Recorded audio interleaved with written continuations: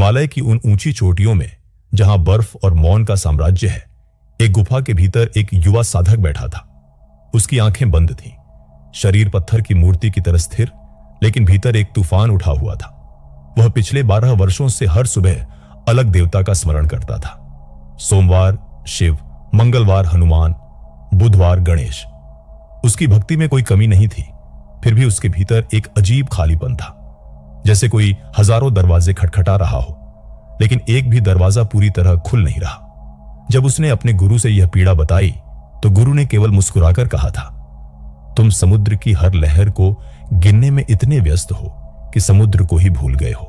यह कहानी काल्पनिक नहीं है, यह वह सत्य है जो परमहंस योगानंद ने अपनी आत्मकथा में छिपी भाषा में लिखा है। वह सत्य जिसे आज के समय में भी लाखों लोग नहीं समझ पाते। तुम सुबह उठते हो और गणेश जी को प्रणाम करते हो क्योंकि तुम्हें कोई काम शुरू करना है। दोपहर में हनुमान जी की चालीसा पढ़ते हो क्योंकि शक्ति चाहिए। शाम को मां दुर्गा के सामने दीप जलाते हो क्योंकि सुरक्षा चाहिए। और रात को शिव जी का ध्यान करते हो क्योंकि मुक्ति चाहिए। तुम्हारी मंशा पवित्र है, तुम्हारा समर्पण सच्चा है, लेकिन तुम्हारी चेतना एक साथ 10 दिशाओं में भाग रही है। और जब चेतना भागती है तो वह कहीं नहीं पहुंचती। योगानंद जी ने अपने जीवन के अंतिम वर्षों में एक संवाद किया था जिसे बहुत कम लोगों ने सुना। उन्होंने कहा था कि जब तुम अलग अलग देवताओं की पूजा करते हो तो तुम अनजाने में अपनी आत्मा को खंडित कर रहे हो। तुम एक ऐसा दर्पण बना रहे हो जो 1000 टुकड़ों में बिखर गया है। हर टुकड़ा प्रकाश को तो दर्शाता है, लेकिन कोई भी टुकड़ा तुम्हें तुम्हारा पूरा चेहरा नहीं दिखा सकता। यह बात सुनकर शायद तुम्हें लगे कि यह धर्म के विरुद्ध है, लेकिन असल में यह धर्म की सबसे गहरी परत है। वह परत जो सदियों से धूल और रीति रिवाजों के नीचे दब गई है। तुमने कभी गौर किया है कि जब तुम एक मंदिर से दूसरे मंदिर भागते हो, जब तुम एक आरती से दूसरी आरती में उलझे रहते हो, तो तुम्हारे भीतर बेचैनी बढ़ती है या घटती है? तुम सोचते हो कि ज्यादा पूजा का मतलब ज्यादा फल है, लेकिन सच यह है कि बिखरी हुई ऊर्जा कभी भी उस गहराई तक नहीं पहुंच सकती जहां असली रूपांतरण होता है। यह ऐसा है जैसे तुम 10 कुओं में एक एक बाल्टी पानी डालो और उम्मीद करो कि कोई एक कुआं भर जाएगा। ऐसा कभी नहीं होगा। लेकिन अगर तुम अपनी पूरी ऊर्जा, अपना पूरा ध्यान, अपनी पूरी श्रद्धा एक ही कुएं में डालो तो वह इतना भर जाएगा कि उसमें से झरना फूट पड़ेगा। योगानंद जी इसी झरने की बात कर रहे थे, उस आंतरिक झरने की जो तभी फूटता है जब तुम्हारी चेतना बिखरती नहीं बल्कि एक बिंदु पर केंद्रित हो जाती है। बनारस की एक संकरी गली में, जहां पत्थर की दीवारों पर सदियों का इतिहास उकेरा हुआ है, एक पुराना मठ है जिसके बारे में बहुत कम लोग जानते हैं। उस मठ की दीवारों पर संस्कृत में एक पंक्ति लिखी है जो समय के साथ धुंधली पड़ती जा रही है। वह पंक्ति कहती है, एकम सत विप्राह बहुधा वदंती। सत्य एक है, लेकिन विद्वान उसे अनेक नामों से पुकारते हैं। यह अर्ग्वेद का वह सूत्र है जिसे कभी भारत की आध्यात्मिक नींव माना जाता था, लेकिन जैसे जैसे सदियां बीती यह सूत्र केवल किताबों में सिमट कर रह गया। मंदिरों में इसकी जगह अनुष्ठानों ने ले ली और लोग भूल गए कि सभी देवता उस एक अनंत चेतना के अलग अलग द्वार हैं। योगानंद जी के गुरु श्री युक्तेश्वर इसी परंपरा के वाहक थे। वे उस प्राचीन ज्ञान को जानते थे जो महाभारत के युद्ध के बाद धीरे धीरे लुप्त होने लगा था। कहा जाता है कि जब समाज संगठित धर्म में बदलने लगा, जब मंदिरों में सत्ता की राजनीति घुसने लगी, तो इस एकता के ज्ञान को जानबूझकर धुंधला कर दिया गया। क्योंकि अगर हर इंसान समझ जाए कि परमात्मा उसके भीतर है, कि उससे किसी मध्यस्थ की जरूरत नहीं, तो फिर मंदिरों का व्यापार कैसे चलेगा? धीरे धीरे यह बदलाव इतना सूक्ष्म था कि किसी को पता ही नहीं चला। गणेश जी को विघ्नहर्ता बताया गया, हनुमान जी को शक्ति का स्रोत, लक्ष्मी जी को धन की देवी, सरस्वती जी को ज्ञान की। हर देवता को एक अलग विभाग का प्रमुख बना दिया गया, जैसे किसी सरकारी कार्यालय में अलग अलग विभाग होते हैं। लेकिन प्राचीन अर्षि यह नहीं मानते थे। उनके लिए शिव और विष्णु अलग नहीं थे, वे उसी एक ब्रह्म के 2 पहलू थे। काली और दुर्गा अलग नहीं थी, वे उसी एक शक्ति के 2 रूप थे। जब कोई साधक किसी एक देवता में पूरी तरह डूब जाता था तो वह सभी देवताओं के दर्शन कर लेता था। क्योंकि जब तुम एक द्वार से मंदिर में प्रवेश कर जाते हो तो तुम पूरे मंदिर में होते हो, केवल उस द्वार में नहीं। यह रहस्य केवल उन्हीं साधकों को पता था जो वर्षों की तपस्या के बाद इस सत्य तक पहुंचे थे। बाकी लोग बाहर खड़े रहकर हर द्वार को अलग अलग मंदिर समझते रहे। योगानंद जी ने जब अमेरिका की यात्रा की तो उन्होंने पश्चिम में भी यही देखा। ईसाई, यहूदी, मुस्लिम सब अपने अपने रास्ते को सही मानते थे और दूसरों को गलत। उन्हें लगा कि यह समस्या केवल भारत की नहीं बल्कि पूरी मानवता की है। इंसान ने धर्म को बांट दिया, देवताओं को बांट दिया और खुद को भी बांट दिया। वे समझ गए कि यह बिखराव मनुष्य की चेतना की सबसे बड़ी त्रासदी है। तब उन्होंने एक निर्णय लिया कि वे उस प्राचीन ज्ञान को फिर से जीवित करेंगे जो भुला दिया गया था। उन्होंने क्रिया योग की शिक्षा दी, लेकिन उसके साथ यह भी सिखाया कि एक इष्ट देव का चुनाव क्यों जरूरी है। वे कहते थे कि तुम किसी को भी चुन सकते हो, कृष्ण, क्राइस्ट, बुद्ध, कोई भी, लेकिन एक बार चुन लो तो फिर उसी में डूब जाओ। तब तुम पाओगे कि तुमने एक को चुनकर सबको पा लिया। काशी के उसी पुजारी की कहानी याद है जो 50 साल से 108 मंदिरों में जाते थे। जब योगानंद जी ने उनसे पूछा कि क्या उन्हें भगवान का अनुभव हुआ तो उन्होंने कहा नहीं। 50 साल की भक्ति और एक पल का भी अनुभव नहीं। ऐसा क्यों हुआ? क्योंकि वे हर दिन एक नया रास्ता बनाने की कोशिश कर रहे थे। उनकी ऊर्जा इतनी बिखरी हुई थी कि वह कभी भी उस गहराई तक नहीं पहुंच सकी जहां दिव्यता का वास है। यह केवल उस पुजारी की कहानी नहीं है, यह हम सभी की कहानी है जो आज भी उसी भूल को दोहरा रहे हैं। अब तुम्हें एक ऐसी बात बताता हूं जो शायद तुमने किसी पंडित या संत से कभी नहीं सुनी होगी। जब तुम सुबह उठकर गणेश जी का ध्यान करते हो, फिर दोपहर में हनुमान जी का स्मरण करते हो और शाम को शिव जी के सामने बैठ जाते हो, तो तुम्हारे मस्तिष्क के भीतर एक अदृश्य युद्ध छिड़ जाता है। न्यूरोसाइंस की भाषा में इसे समझें तो जब तुम किसी एक विचार, किसी एक छवि, किसी एक अनुभूति पर लगातार ध्यान केंद्रित करते हो तो तुम्हारे मस्तिष्क में न्यूरॉन्स के बीच एक खास तरह का मार्ग बनने लगता है। यह मार्ग जितना मजबूत होता है उतनी ही तेजी से तुम्हारी चेतना उस अवस्था में पहुंच जाती है। बिल्कुल वैसे ही जैसे जंगल में जब तुम बार बार एक ही रास्ते से गुजरते हो तो वह रास्ता साफ हो जाता है, चौड़ा हो जाता है और फिर तुम्हें उस पर चलने में कोई रुकावट नहीं आती। लेकिन कल्पना करो कि तुम हर दिन एक नया रास्ता बनाने की कोशिश कर रहे हो। आज इस दिशा में, कल उस दिशा में, परसों किसी तीसरी दिशा में। तुम्हारे पास सैकड़ों अधूरे रास्ते होंगे, लेकिन एक भी रास्ता ऐसा नहीं होगा जो तुम्हें तुम्हारी मंजिल तक ले जाए। यही होता है जब तुम अलग अलग देवताओं की पूजा करते हो। तुम्हारा मस्तिष्क भ्रमित हो जाता है। वह नहीं समझ पाता कि किस मार्ग को मजबूत करे, किस छवि को गहरा करे, किस अनुभूति को स्थायी बनाए। नतीजा यह होता है कि तुम्हारी साधना सतह पर ही रह जाती है, गहराई में कभी नहीं उतरती। हार्वर्ड यूनिवर्सिटी में हुए एक शोध में पाया गया कि जब कोई व्यक्ति लगातार अपना ध्यान एक बिंदु पर केंद्रित करता है तो उसके मस्तिष्क में थीटा तरंगे उत्पन्न होने लगती हैं। यह वे तरंगे हैं जो तुम्हें तुम्हारे अवचेतन मन से जोड़ती है, जहां तुम्हारी सभी गहरी मान्यताएं, तुम्हारे सभी संस्कार, तुम्हारी सभी छिपी हुई शक्तियां मौजूद हैं। इन्हीं तरंगों की अवस्था में चमत्कार घटते हैं, गहरी शांति उतरती है और तुम्हारी प्रार्थनाएं सच होने लगती है। लेकिन थीटा अवस्था में जाने के लिए तुम्हारे मस्तिष्क को एक बिंदु पर स्थिर होना पड़ता है। अगर तुम्हारा ध्यान हर दिन बदलता रहता है तो तुम्हारा मस्तिष्क कभी भी उस अवस्था में नहीं पहुंच पाता। वह बीटा तरंगों में ही फंसा रह जाता है, जहां चिंता है, तनाव है और अधूरापन है। अब बात करते हैं तुम्हारे शरीर के भीतर मौजूद एक अदृश्य तंत्रिका की, जिसे वेगस नर्व कहते हैं। यह तंत्रिका तुम्हारे मस्तिष्क को तुम्हारे हृदय से, तुम्हारे फेफड़ों से, तुम्हारी आंतों से जोड़ती है। जब यह तंत्रिका सक्रिय होती है तो तुम्हारे पूरे शरीर में एक गहरी शांति फैल जाती है। तुम्हारी धड़कन धीमी हो जाती है, तुम्हारी सांसें गहरी हो जाती हैं और तुम्हें ऐसा लगता है जैसे तुम किसी दिव्य ऊर्जा में डूब रहे हो। प्राचीन योगियों ने इसी तंत्रिका को सक्रिय करने की विधियां खोजी थी, लेकिन उन्होंने यह भी पाया कि यह तंत्रिका तभी पूरी तरह सक्रिय होती है जब तुम्हारा ध्यान बिखरा हुआ नहीं बल्कि एकाग्र हो। योगानंद जी की क्रिया योग की तकनीक इसी सिद्धांत पर आधारित थी।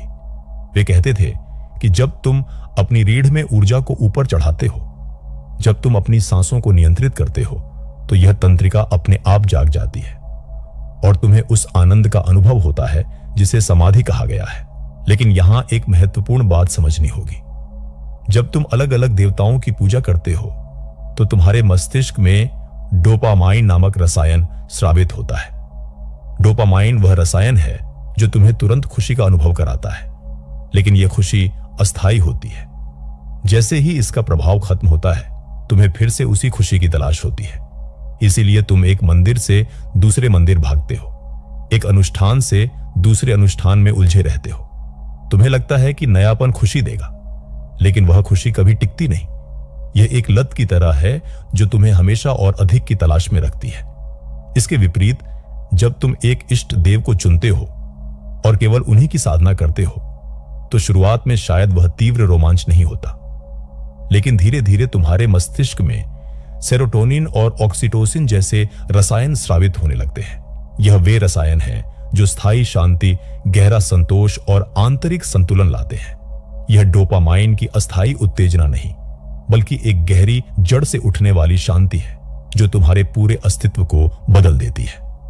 क्वांटम फिजिक्स भी इसी दिशा में इशारा करती है। वैज्ञानिकों ने पाया है कि जहां तुम्हारा ध्यान जाता है, वहां ऊर्जा प्रवाहित होती है, और जहां ऊर्जा प्रवाहित होती है, वहां वास्तविकता का निर्माण होता है। अगर तुम्हारा ध्यान बिखरा हुआ है, तो तुम्हारी ऊर्जा भी बिखर जाती है। लेकिन अगर तुम्हारा ध्यान एक बिंदु पर केंद्रित है, तो तुम्हारी पूरी ऊर्जा उस बिंदु पर इकट्ठा हो जाती है और वहां एक शक्तिशाली चुंबकीय क्षेत्र बन जाता है। यही कारण है कि एक इष्ट देव की साधना करने वाले साधकों के जीवन में चमत्कार घटते हैं। उनकी प्रार्थनाएं सुनी जाती हैं, उनकी इच्छाएं पूरी होती हैं और उनके भीतर वह शक्ति जाग जाती है जो सभी बाधाओं को पार कर सकती है। अब वह क्षण आ गया है जब मैं तुम्हें वह विधि बताऊं जो तुम्हारी पूरी साधना को बदल सकती है। लेकिन इसके पहले तुम्हें एक बात समझनी होगी। इष्ट देव का चुनाव कोई बौद्धिक निर्णय नहीं है। यह तुम्हारे दिमाग का खेल नहीं है। यह तुम्हारी आत्मा की पुकार है, तुम्हारे भीतर छिपी उस प्यास की आवाज है जो जन्मों से तुम्हारा पीछा कर रही है। जब योगानंद जी से किसी ने पूछा कि मैं कैसे जानूं कि कौन सा देवता मेरे लिए सही है, तो उन्होंने केवल इतना कहा था कि तुम्हारा हृदय पहले से ही जानता है। बस तुम्हें उसकी आवाज सुननी सीखनी होगी। वह आवाज शब्दों में नहीं होती, वह एक खिंचाव है, एक आकर्षण है जो तुम्हें किसी खास देवता की ओर ले जाता है। शायद तुम्हें याद हो बचपन का कोई पल जब तुम किसी मंदिर में खड़े थे और किसी एक मूर्ति के सामने तुम्हारे भीतर कुछ हिल गया था। शायद कोई गीत था जो तुम्हारी आंखों में आंसू ले आता था। शायद कोई कहानी थी जो तुम्हारे मन को छू जाती थी। यह सब संकेत है। यह तुम्हारी आत्मा का इशारा है कि वह किस दिशा में जाना चाहती है। तुम्हें बस एक शांत जगह बैठना है, आंखें बंद करनी है और अपने भीतर झांकना है। कुछ करने की कोशिश मत करो, बस देखते रहो। और धीरे धीरे जैसे धुंध के बीच से सूरज निकलता है, वैसे ही तुम्हें एक छवि दिखाई देगी, एक नाम सुनाई देगा, एक भाव उभरेगा। यही तुम्हारा इष्ट देव है। एक बार जब तुमने अपना इष्ट देव पहचान लिया, तो असली यात्रा शुरू होती है। यह कोई साधारण पूजा नहीं है जहां तुम सुबह 5 मिनट बैठो, कुछ मंत्र बोलो और उठकर अपने काम में लग जाओ। यह एक गहरी जीवंत संबंध बनाने की प्रक्रिया है।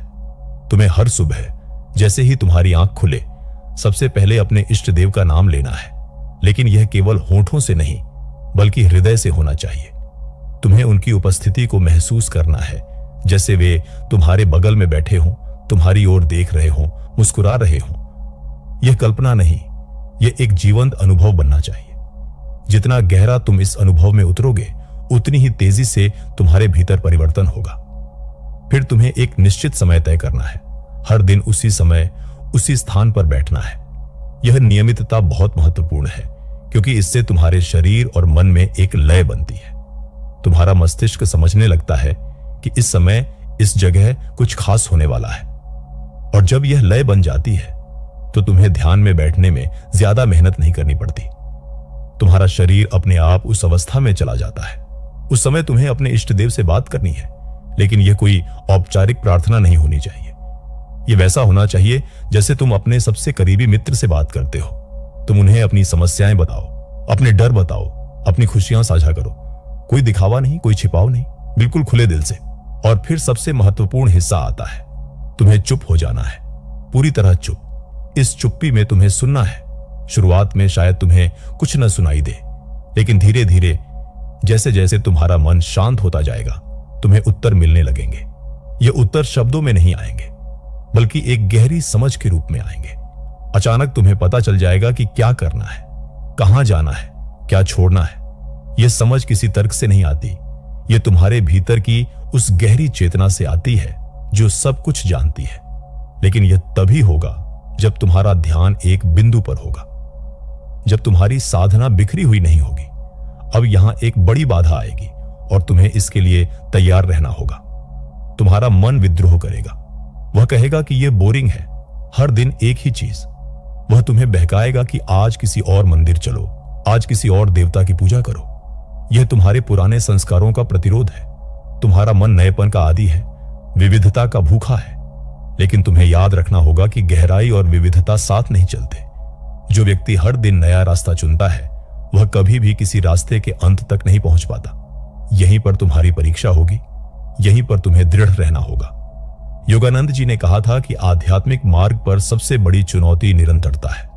कोई भी एक दिन, एक हफ्ते, एक महीने तक कुछ कर सकता है, लेकिन जो साल दर साल बिना रुके, बिना भटके एक ही मार्ग पर चलता रहता है, केवल वही सफल होता है। धीरे धीरे तुम देखोगे कि तुम्हारे इष्ट देव तुम्हारी जिंदगी का हिस्सा बनते जा रहे हैं। जब तुम किसी मुश्किल में होगे तो अचानक तुम्हें उनकी याद आएगी और रास्ता मिल जाएगा। जब तुम खुश होगे तो सबसे पहले तुम उन्हें धन्यवाद दोगे। जब तुम सोने जाओगे तो उनका नाम तुम्हारे होठों पर होगा। और एक दिन ऐसा आएगा जब तुम जागोगे और महसूस करोगे कि वे अब केवल तुम्हारी कल्पना में नहीं है, वे तुम्हारे साथ हैं, तुम्हारे भीतर हैं। तुम उन्हें अपनी सांसों में पाओगे, अपनी धड़कन में सुनोगे, और उस दिन तुम समझोगे कि वे कभी अलग थे ही नहीं, वे हमेशा से तुम्हारे भीतर थे, बस तुम्हारा ध्यान बाहर था। अब मैं चाहता हूं कि तुम अपनी आंखें बंद करो और एक तस्वीर देखो। 6 महीने बाद की तस्वीर। तुम सुबह उठते हो और तुम्हारे चेहरे पर एक अलग ही चमक है। तुम्हारी आंखों में एक गहराई है जो पहले नहीं थी। तुम्हारे कदमों में एक विश्वास है, तुम्हारी आवाज में एक स्थिरता है। लोग तुम्हें देखकर पूछते हैं कि तुम में क्या बदल गया है, लेकिन तुम केवल मुस्कुराते हो, क्योंकि तुम जानते हो कि यह बदलाव शब्दों में नहीं बताया जा सकता।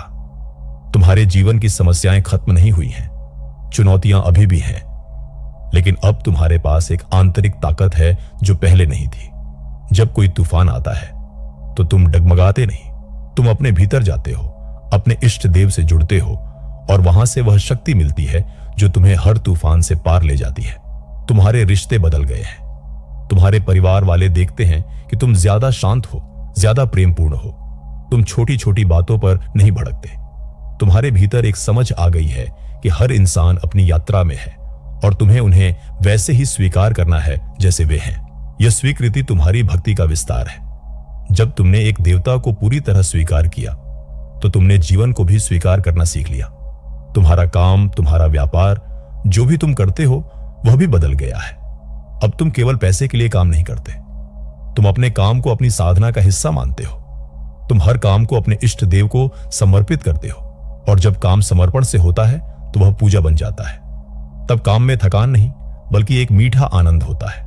और सबसे बड़ी बात, तुम्हारे भीतर जो बेचैनी थी, जो खालीपन था, वह भर गया है। पहले तुम हर चीज में खुशी ढूंढते थे, कभी खाने में, कभी खरीदारी में, कभी यात्राओं में, लेकिन हर खुशी के बाद फिर वही खालीपन लौट आता था। अब वह खालीपन नहीं है, क्योंकि अब तुम्हारे भीतर वह भरा हुआ है जिसे तुम बाहर खोज रहे थे। तुम्हारे इष्ट देव ने उस खालीपन को अपनी उपस्थिति से भर दिया है। यह वह आनंद है जो बाहर की परिस्थितियों पर निर्भर नहीं करता। यह तुम्हारे भीतर का स्रोत है जो कभी सूखता नहीं। लेकिन यह सब तभी होगा जब तुम आज, अभी, इसी क्षण एक निर्णय लोगे। यह निर्णय तुम्हारी जिंदगी का सबसे महत्वपूर्ण निर्णय हो सकता है। निर्णय यह कि अब तुम अपनी ऊर्जा को नहीं बिखरने दोगे। अब तुम एक मार्ग चुनोगे और उस पर डटे रहोगे, चाहे कुछ भी हो जाए। योगानंद जी ने कहा था कि जब एक साधक अपने मार्ग पर दृढ़ता से चलता है तो पूरा ब्रह्मांड उसकी मदद के लिए खड़ा हो जाता है। अचानक तुम्हें वे किताबें मिलने लगती हैं जिनकी तुम्हें जरूरत थी।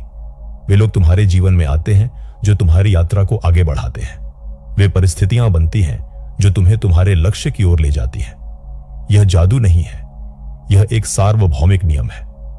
जब तुम्हारी चेतना एक बिंदु पर केंद्रित होती है तो ब्रह्मांड की ऊर्जा भी तुम्हारे साथ जुड़ जाती है। और अब मैं तुमसे एक सवाल पूछना चाहता हूं। तुम किस देवता की ओर स्वाभाविक रूप से खींचे चले जाते हो? कौन है वह जिसका नाम सुनकर तुम्हारे भीतर कुछ हिल जाता है? कौन है वह जिसकी तस्वीर देखकर तुम्हारी आंखों में आंसू आ जाते हैं? मुझे नीचे कमेंट में लिखकर बताओ कि क्या तुम भी यह यात्रा शुरू करने के लिए तैयार हो? क्योंकि यह यात्रा अकेले की नहीं है, हम सब साथ हैं इस मार्ग पर। और याद रखो, जब तुम एक को चुनते हो तो तुम किसी को छोड़ नहीं रहे, तुम सभी को पाने का रास्ता चुन रहे हो। जैसे समुद्र में उतरने के लिए तुम्हें एक घाट चुनना पड़ता है, लेकिन जब तुम समुद्र में उतर जाते हो तो पूरा समुद्र तुम्हारा हो जाता है। वैसे ही एक इष्ट देव तुम्हारा घाट है, और जब तुम उनमें पूरी तरह डूब जाते हो तो तुम्हें पूरा ब्रह्मांड मिल जाता है।